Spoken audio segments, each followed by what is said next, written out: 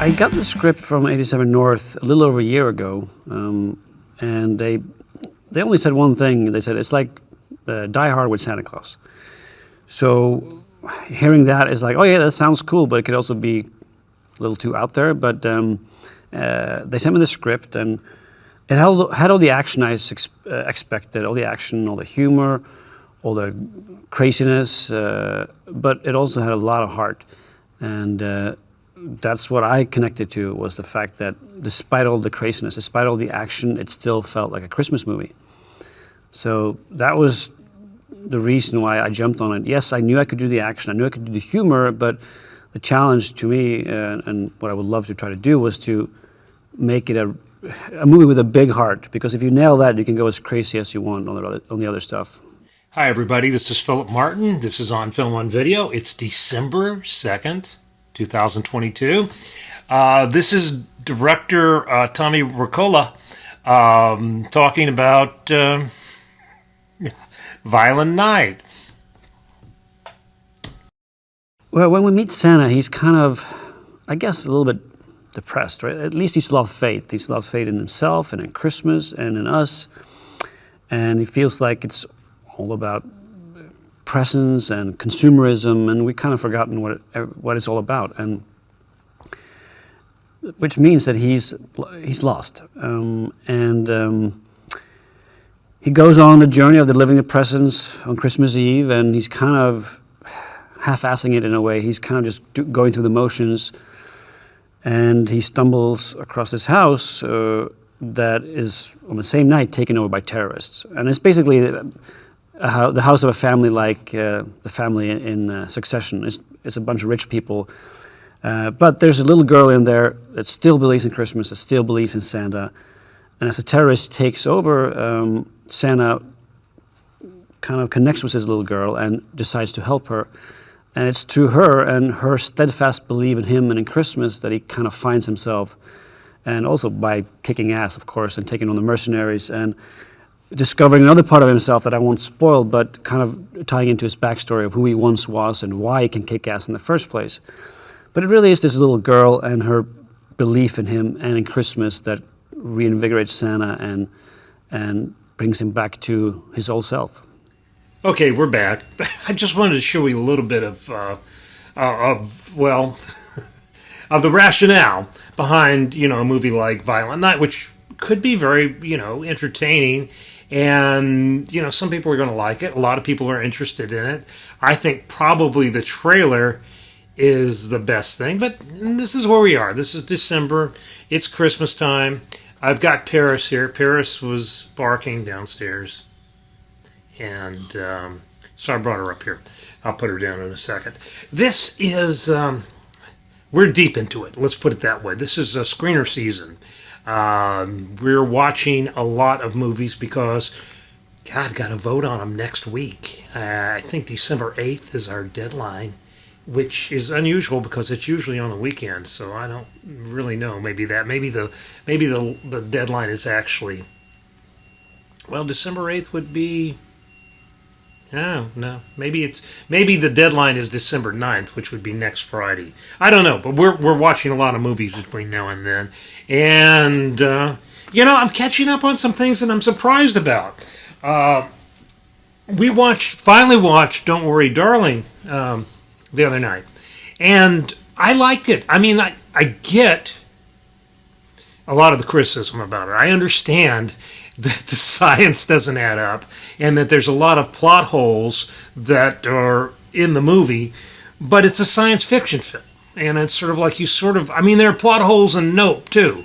And I just didn't get it. I mean, I just really love the set design. I really see you, Paris. I really like some of the performances, or parts of the performances. I really like the aesthetic of it, that sort of 50s Palm Springs. Maybe it's because I have a certain affinity for Palm Springs and that sort of desert utopia kind of milieu. But I don't know. For me, shocker. And I'm not going to divulge my top 10 list now because I don't have it. I mean, I have a lot of... Here's stuff I've got to go through. Here we go. What's this? Yeah, this is just to make you jealous here. This is all this is about. Yeah, I've got all these things to go through. Of course, I've seen this Banshees, which may be my favorite movie of the year. Maybe I haven't. There's another Irish movie that I hadn't heard of until I saw it, called The Quiet Girl, and I don't know. I imagine it will hit here. Arkansas, January, February. It might be on streaming services before then. It's a neon film, and it's just absolutely wonderful. It's one of those movies where nothing really happens, nothing very dramatic or cinematic happens, but it's just beautiful. This is something I'm interested in seeing. God's Creatures. I haven't seen that yet. I have seen Banshees, of course. Funny Papers. Bodies, Bodies, Bodies. I haven't seen it, so I'm going to watch it. But, who knows? Everything, Everywhere, All at Once. Yeah, we got that one down. Men, saw that one. Marcel, The Shell with Shoes On. I asked for this. I asked for a screener of this weeks ago, and they got it, and I didn't watch it. But now they sent me the DVD, and I will certainly watch it now. I've been looking forward to that. More than ever, this has been a weird year screener-wise because a lot of them have been coming in, and this is a trend for the last few years, on digital links, internet links, and you can download these apps to your Apple TV or to your Roku or whatever thing, and they're studio-specific apps that have their award screeners on there. And it's really kind of cool because then you get to log in and then they get to send you the double secret authentic code. Can't talk. You get in it that way and it's all double secret cool. I actually do like the disc, even though they are very cheaply produced and they don't last very long. They're not good for archival purposes. And you're supposed to throw them away or destroy them after you've watched them. After Sun, which I was hoping would open theatrically here, but it's going to be probably going to have to wait till it comes out on digital, on streaming, which will be on December 20th. Piers Marchant thinks that's the best film of the year, I believe, so far.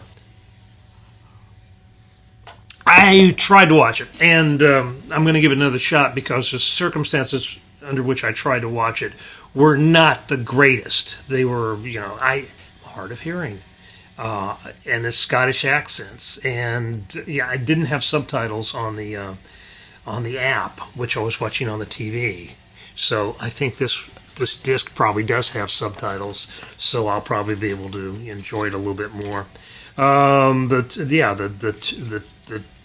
two from Ty West, X and Pearl, which I've never seen. I'm going to watch those. See, I catch up at the end of the year. That's what I keep telling you people.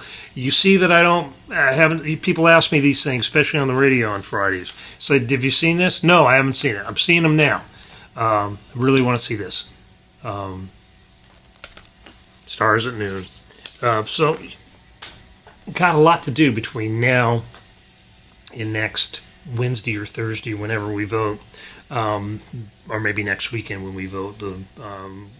I hope it's next weekend, but them's the breaks. That's part of what you have to do. And my colleagues and you guys, nobody thinks this is hard, and it's not like running a tree saw or doing outside work.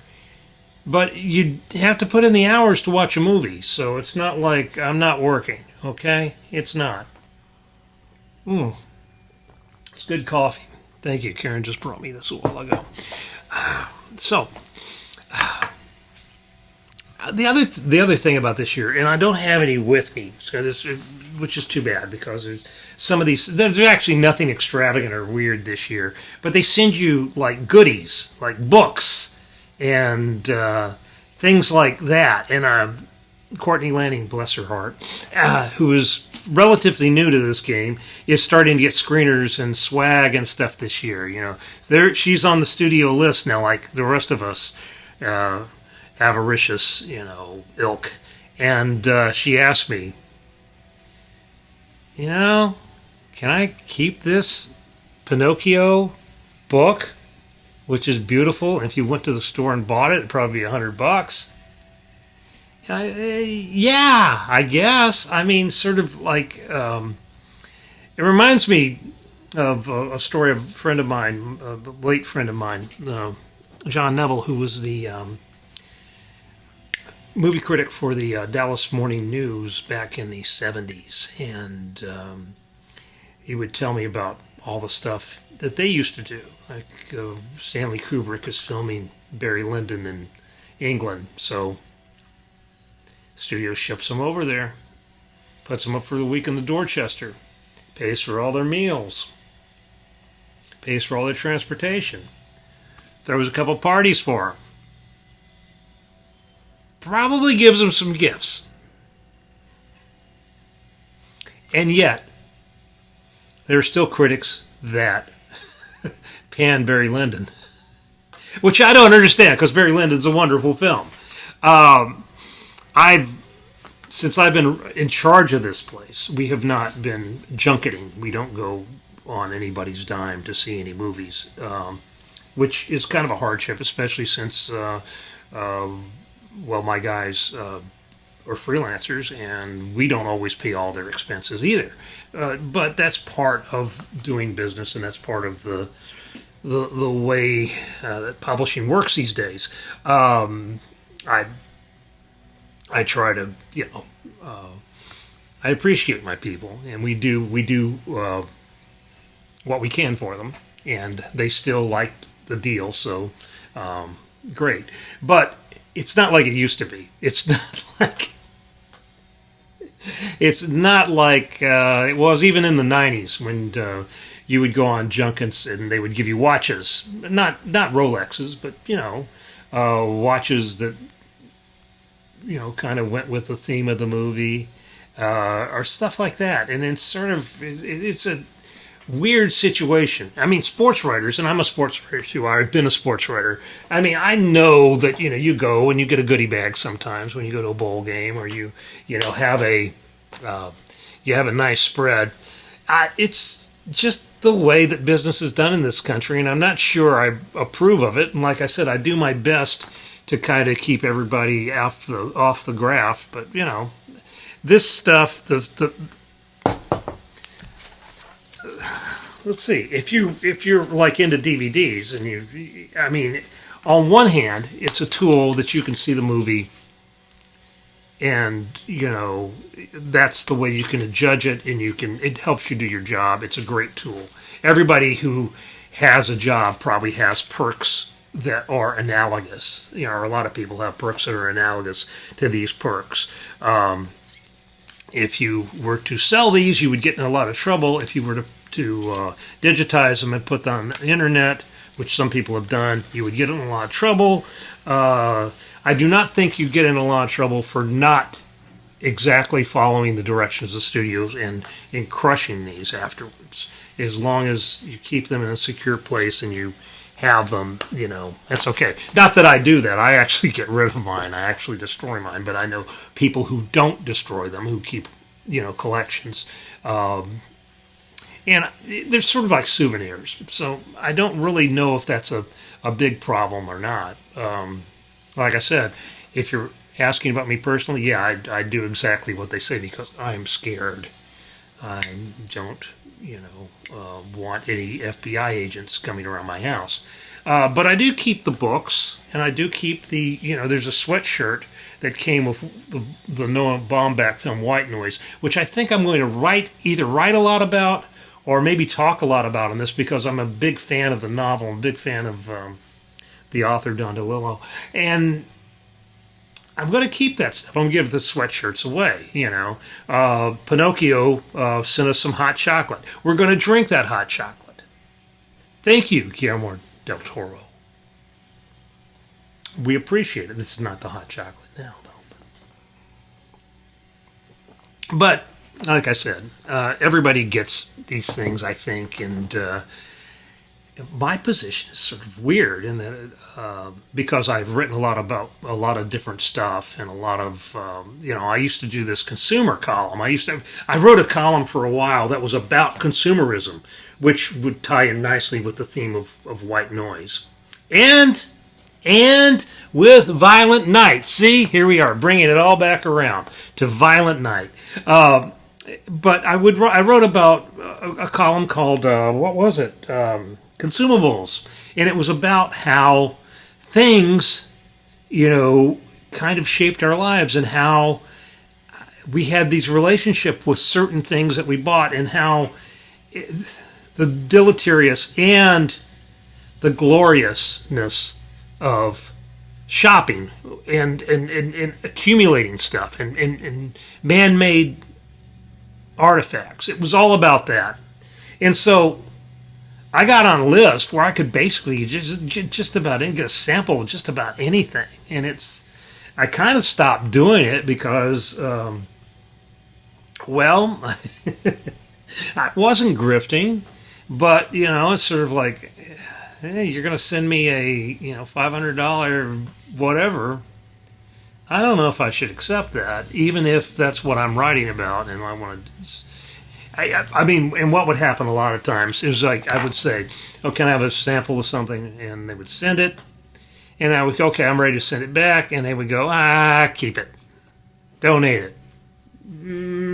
We don't want it back. So it's sort of like interesting, moral, ethical dilemma. At what point does the DVD that you need to do your job become the bribe? I don't know. I mean, but I think Courtney's okay. I really do. All right. Now I'm just going to leave you with the director of Violent Night telling you more about his movie. Enjoy. We'll see you next week. I'm not intending on taking any more time off of this from now to the end of the year, but we are going to try, in fact, this afternoon, if I can find Nick, I'm going to try to talk a little bit about moving downtown. So we'll see you soon. Take care.